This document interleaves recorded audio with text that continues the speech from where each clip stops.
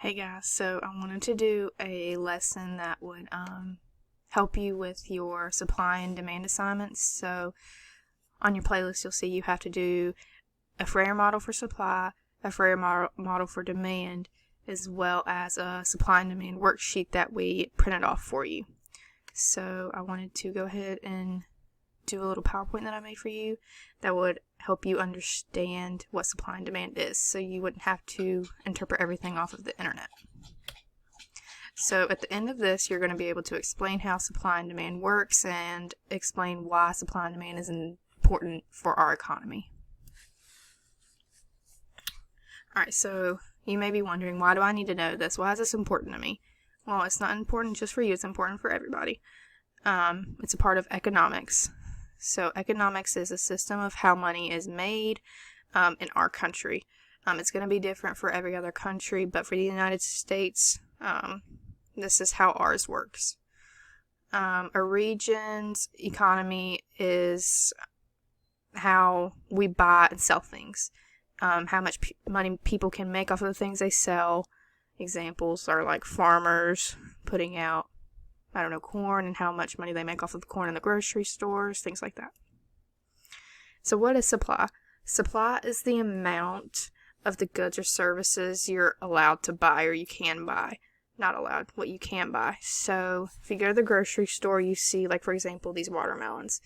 The supply is how many watermelons you have. And it's like that for all things that you can purchase. So you'll see in this picture there are several people wanting to buy like bread and the things available here. Demand is what the people want. How many people want it. So how many people want those watermelons? How many are they going to buy? When people want a certain item, it creates the demand. The store has to make sure that these supplies are available to meet the demands. So different things happen when supplies are low and when supplies are high. So what happens when the supplies are low? When there are not a lot of goods or services, which is supply, and the demand is higher, this means the prices will go up. So I put an example right here. You'll see right here I have the ticket to Disney. So the example is Disney World has a limit of how many people can be in the park. Just like in any building, you have a capacity of how many people can fit in the park. In the summer, when everyone is off of school, off of work, has time to go, has money to go, the ticket prices go up because there are going to be more people going. So how many people can fit in the park would be the supply, and then the ticket prices going up would be the demand because so many people want to buy the tickets. But you'll see right here, there are difference in the prices.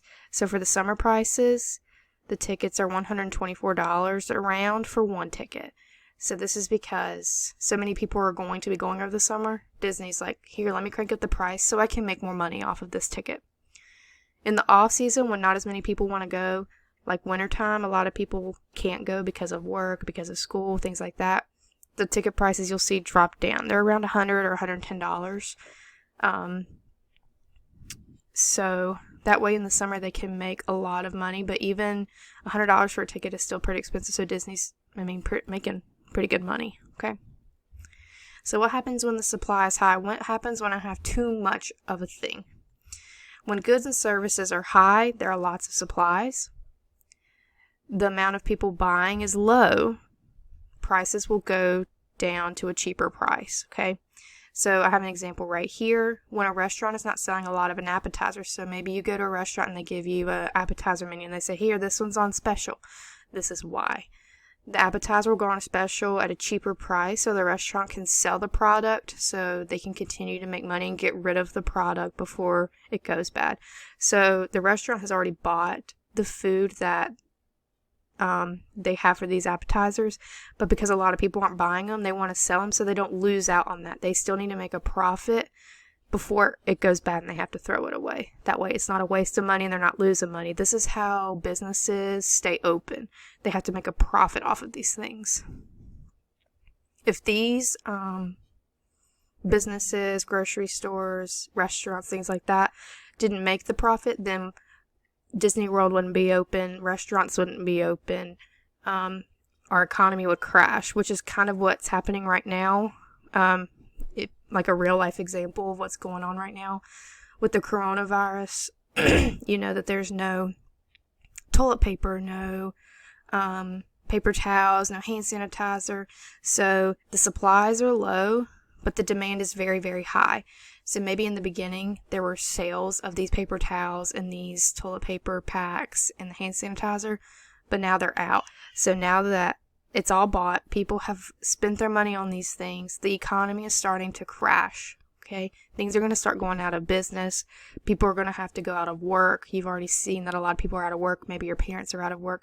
This is why they're not making the money. They're spending too much money, and it all works together as one thing pretty much, which is our economy. Okay, so that was a short little lesson. Hopefully that will help you complete your Frayer models and your worksheet. If you have any questions and you are still confused and want more examples of supply and demand, let me know, and I can call you. We can message back and forth, whatever, so you can get your work done. Okay, see you later.